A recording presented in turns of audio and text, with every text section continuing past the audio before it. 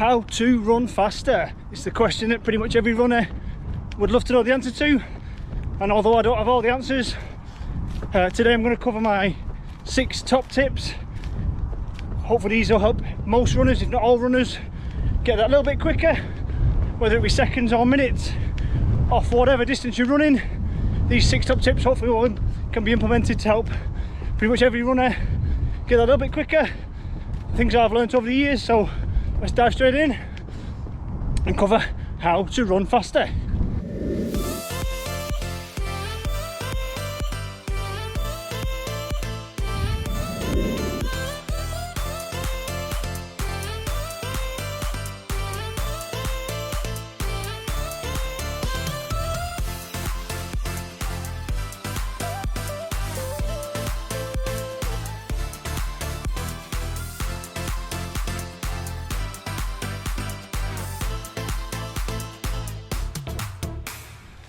So welcome to LARK Running UK. My name is Adam, I'm a recreational runner, and today I'm going to share my top tips in terms of how I've got quicker. So yeah, a bit of context: when I started out running, my 5k untrained was about 30 minutes. I managed to get down to about 25 minutes, and that was my threshold for a long time. Well, not my threshold, that's what I thought was my best capabilities at the time. But yeah, so I've managed to get my 5k down from 30 minutes down to 19 minutes now. My 10k time has come down from 61 minutes on my first ever 10k down to 42 minutes. My half marathon has come down from 2:13 on my first time covering that distance down to 1:55 in my first ever race covering that distance. And now this year, in about 2 weeks time, I'm filming this before my Chester half marathon. Hopefully in 2 weeks time I'll get down to 90 minutes. And my one and only marathon last year was 3:48, with again aims of next year getting that below 3:30 and long-term goals of getting below 3 hours. So today I'm going to share my tips, my top 6 tips, which I think will help every runner. These are the things I've implemented and enabled me to get from those initial times and tumbled them all the way down to where they are now. And obviously that's not the end for me. I've got big ambitions to go even quicker. Sub 19, sub 18 in the 5k, sub 40 in the 10k, probably sub 80 minutes probably eventually in the half, and definitely sub 3 in the marathon at some point.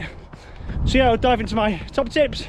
Again, I'm not preaching, this is just the things I've learned along the way, and hopefully help other runners get quicker. Okay, so just before I dive straight in, I've done a couple of other tip videos. I'll tag them in the description. I'll also put a card in terms of informational videos just up there. Again, feel free to go and watch them as well. I've done a how to run a faster 5k, how to run a faster 10k. As soon as I've finished my Chester marathon, half marathon, sorry, next, and in about 10 days time I'll do a how to run a faster half marathon in a couple of weeks time. So I've tumbled those times down. They're a bit more specific to those distances. Today's more of a generic one in terms of how do you run faster regardless of who you are and how fast and how far you're running. But yeah, feel free to go and watch those. Some of the tips are kind of transferable, obviously, across the distances. So tip 1 is aerobic base. There's no getting around it. The better your aerobic base, the faster you'll be able to run. Aerobic base is kind of an umbrella term in terms of how efficient your heart and lungs are at taking in oxygen and passing that oxygen to your working muscles. So again, the larger lung capacity you've got, the larger the heart and the more forceful the contractions are. That all aids in terms of getting oxygen into your body quickly, getting into the working muscles quicker, and you can run at a higher capacity and still feel obviously not too fatigued. So the more efficient and the more developed that system is, the quicker you'll run. There's no way around it. How do you develop an aerobic base? That's simple. You run steady state, not too quick, not too slow, just kind of probably 6 or 5 out of 6 out of 10 on effort scale, just a nice steady pace that you can hold for a period of time, Again, everyone's individual, so it'll be, there's no point me putting a figure on it in terms of you're able to run this far or this far. It's just 5 or 6 out of effort, and out of 10 for effort, and you up your mileage slowly from what you're currently doing to go higher. So this year I'm running higher mileage than I've ever done. I've incrementally crept that mileage up over the last 18 months, and like I said, I've gone from 25-minute 5k 18 months ago down to a 19-minute 5k. That's just one example, but again, do it safely. 10% rule is in a common sense rule, which means you only add on 10% more than what you did the previous week. So if you ran 10 miles last week, or when you're watching this video you go out and do 10 miles that first week, then you can only add 1 more mile on the week after, so do 11 miles and then 12 miles, and then you can add 2 miles on to 14 miles, etc. So you do 20 miles, again you can do 22, 24, etc. 10% rule, that's a safe way of incrementally creeping your mileage up over a year, for example. And also 80-20 rule, so do 80% of your runs. Shouldn't be difficult, shouldn't be max effort, it should be fairly easy efforts. Excuse me a sec. Yeah, there should be fairly easy efforts, comfortable, and then 20% of your weekly mileage should be hard workouts, speed work stuff. Okay, so the next tip, once you've built that aerobic base and you've got a good solid foundation to work with, which I do for a few months, especially if you're starting out. If you're an experienced runner and you've already got that base built, fine. Again, could you increase your mileage a little bit more and get even more fitness, and then squeeze that extra bit of speed out your legs? But yeah, so the next tip is speed work. Again, a lot of runners who are kind of plateauing or struggling to make any strides forward, excuse the pun, generally because they get stuck in a rut of running a similar speed, a kind of steady state, consistent speed, set mileage or set routes you run on a regular basis, kind of doing the same thing. Implement a bit of speed work and you will see some big gains in terms of top end speed you'll be able to run, and also it works on that lactic acid threshold where you're able to run at a quicker speed and it doesn't feel quite as hard as it used to feel because you've trained the body to run quicker and quicker. So yeah, do a bit of speed work. That could be interval work, on off runs, faster than threshold runs, do a bit of speed work within a longer run, do a bit of fartlek, which is speed play, again within a longer type of run. But again, just work on getting your legs turned over a little bit quicker, do some sprints, do some shorter stuff. Again, don't just go out and do 4, 5, 6, 7, 8k run at a certain pace and continue to do that.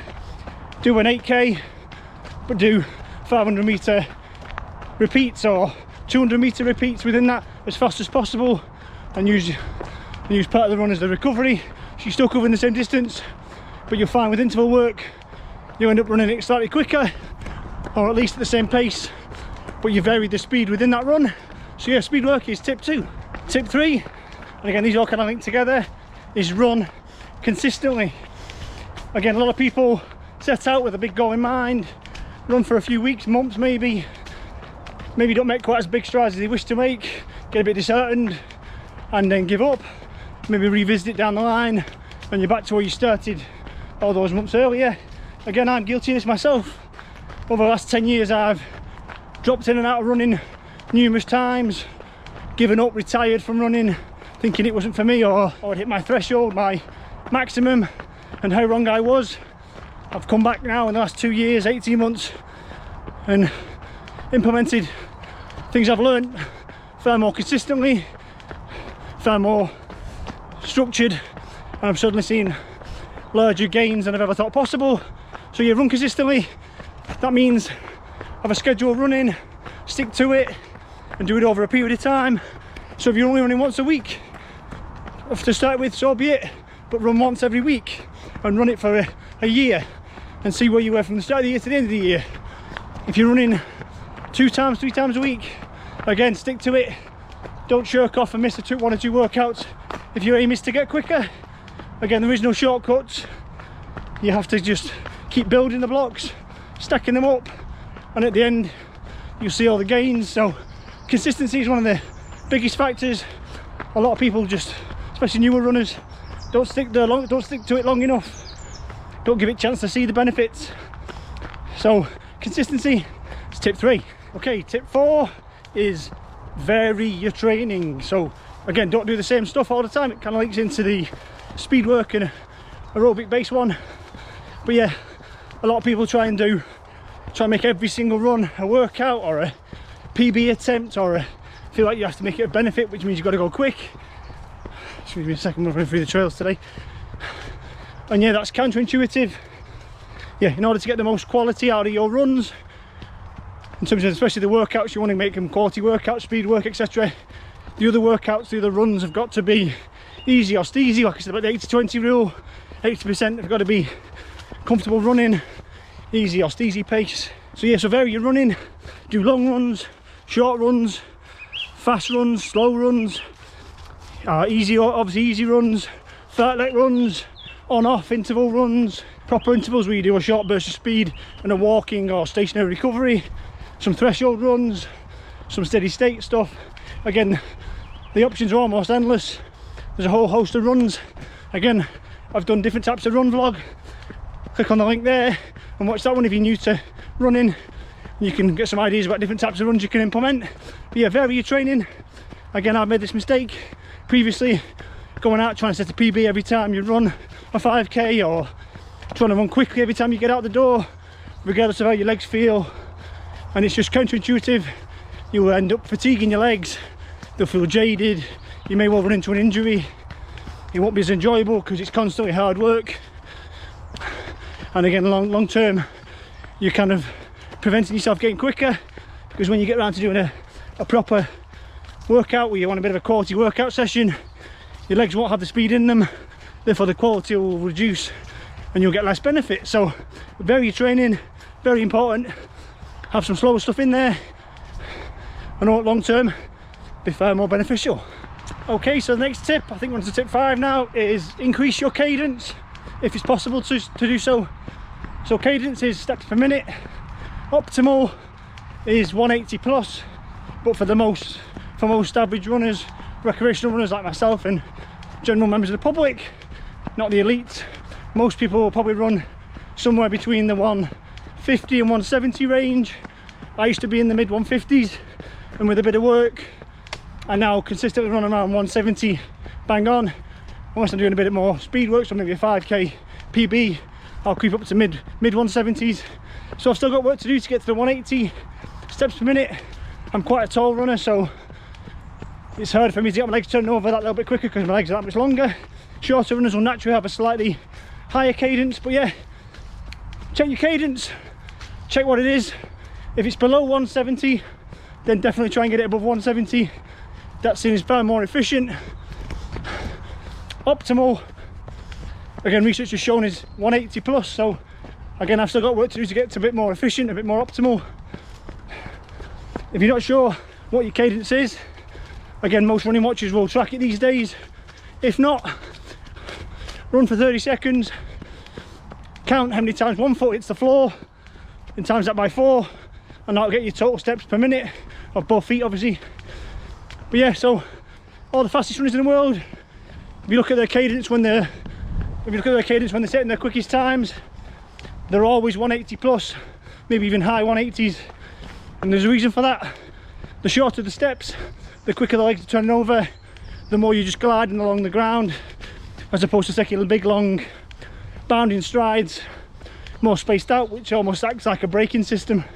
So the higher the cadence, the more efficient you are as a runner, and therefore the easier it feels a little bit, and therefore you're able to crank up the speed a little bit more at the same effort level, just because you're moving your feet a bit quicker and skipping over the ground a bit quicker. So yeah, get above 170 steps per minute at least. I'd say is the minimum. I'd say is the minimum aim. 180 is optimal. I'm not there myself yet, so I've still got work to do. But yeah, increasing your cadence is beneficial in a number of ways, including running quicker. Okay, and last but not least is get comfortable feeling uncomfortable. I've used this in most of my tip videos. It's a big one, again, especially for those that are newer to running or haven't been running all that long. It's obviously horrible when you're getting close to maximal effort, which is what we all try and do. When we're trying to run quickly, we're pretty much at PB, we're redlining, we're running what our heads are telling us is 100%. So the more comfortable you get running and feeling like that, the easier it is to ignore your brain and your heart and your lungs and your legs all telling you to stop or slow down. Again, the more I've run and the more consistently I've ran, and now I'm implementing more and more speed work, and now I'm able to run speeds when I look down my watch I can barely not believe. But again, years ago I was stuck at 25 minutes for 5k, thought that was it, and now I'm running sub 4-minute Ks for my 5k, which is unfathomable at the time. But again, I've got more comfortable ignoring those voices in your head. I always tell myself now that when my body's telling me I'm at 100%, I'm not, because again, your body's got a safety mechanism where it's not going to be a flat out 100%. You've always got probably 10, 15, maybe even 20 more % in you. And the other thing I think of, no matter how fast me, you or anybody else is running, we all feel pretty much the same. The world's elite running 13, 14, 15-minute 5Ks aren't rolling along feeling comfortable, just like the man or woman working as hard as he can and getting around a 5k in 35, 45 minutes, whatever it might be. Same for any distance, 10k's, half marathons, marathons. No matter when you finish or how long it took, the guy at the front or the girl at the front didn't find it any easier just because they ran quicker. Just like they probably didn't feel it any, they probably didn't find it any harder either. Everyone's running at the maximum and it feels pretty much exactly the same for everybody. Me now running faster than I've ever done because of all these tips I've implemented isn't making my running any easier. It feels exactly the same as it did when I set my previous PBs. I'm just able to run quicker because I've implemented these strategies. But yeah, so get comfortable feeling uncomfortable. Running doesn't get any easier when you're running at maximal. You can make it easier by, again, varying your training, like I mentioned in the other tips. But yeah, when it comes to that peak race or goal race or a PB attempt, it's going to feel hard, it's going to feel rough, and if you really want it, you're going to have to ignore those demons in the back of your head, push through, get to the end, get that time, and then you get your recovery and your rest. But yeah, that's it. I'll wrap it up there. Thank you for watching all the way through. I'm going to finish this run now, my nice easy trail run. I'm on my taper now for chest to half, as I'm filming this before the race.